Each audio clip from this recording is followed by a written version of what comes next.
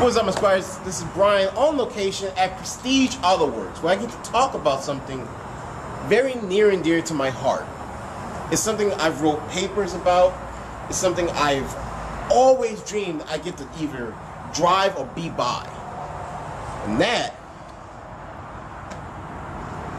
is a Dodge Viper. This one particularly is a 2006 Dodge Viper SRT10. Now I know what you're thinking.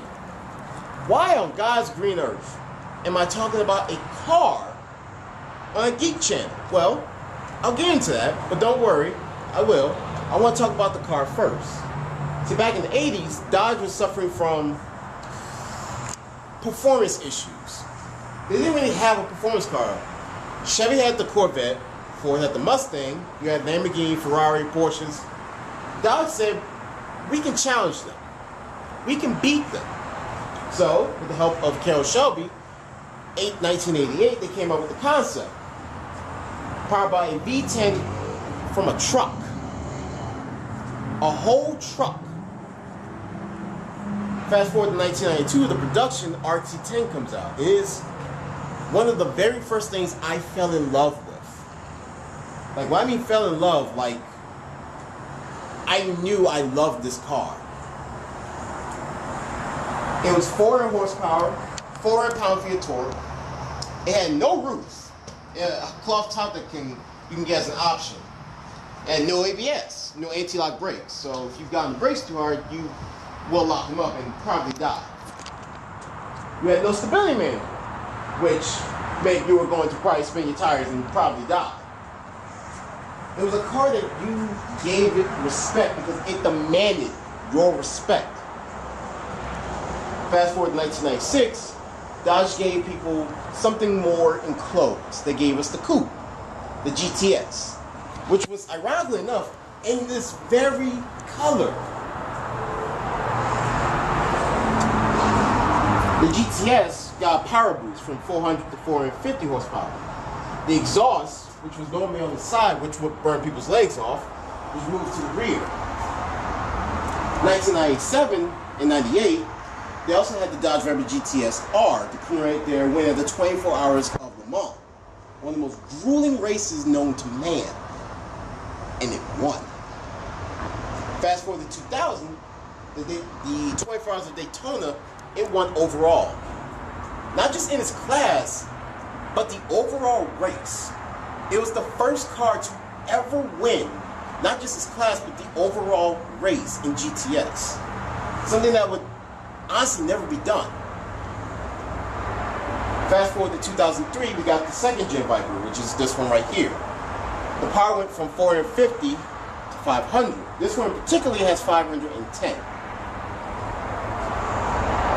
It's returning the double bubble roof, the exhaust returned to the side, but as you can see, it has sheet metal to cover up so it doesn't burn your leg off.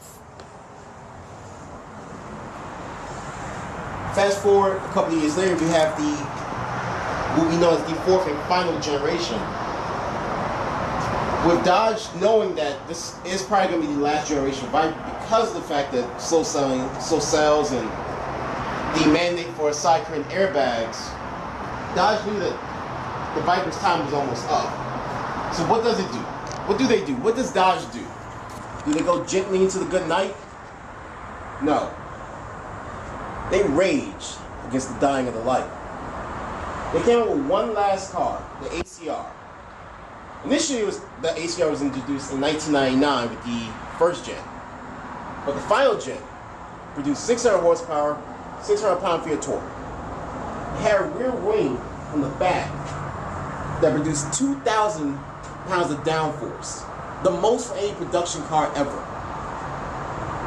Now, why would you ask, why would you need that much downforce? Well, Dodge decided to go to 14 tracks around the world, giving the car one last hurrah.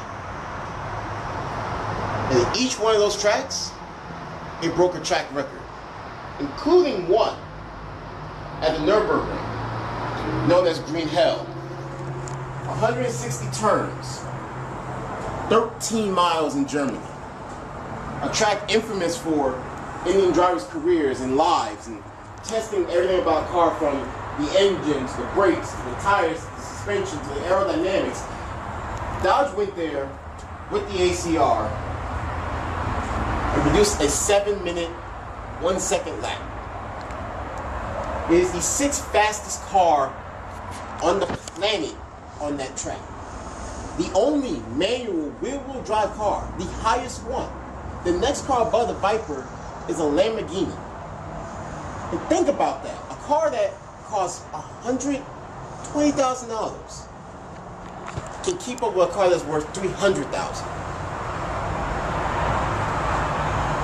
Now I know I said, why are we talking about a car? Well, if it wasn't for this car, I honestly wouldn't be the geek that I am today. Because this car, I studied everything.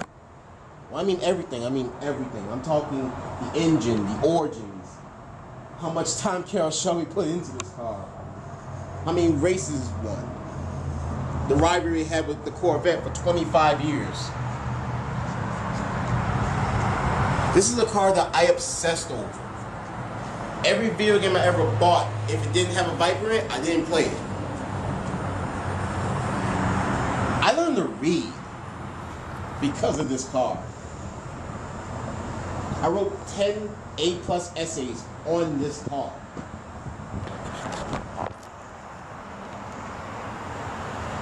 This car means the world to me. I know it's a car, it's just to some wheels and an engine, but to me,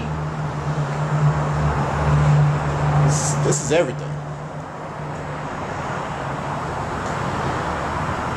Hope you guys enjoy the video. I want to say thank you to Prestige Auto Works for giving us the opportunity to talk about this beautiful car. I've almost cried twice trying to do this video. Thank you guys for all the support. Shout out to Collar and Elbow for the shirts again. I don't know what more I can say about this car, but if you do want us to do other cars or do other videos like this, leave it in the comments. That's really all I gotta say. Hope you guys like this video. Hit the like button, subscribe for more. Until then, stay geeky, my squires.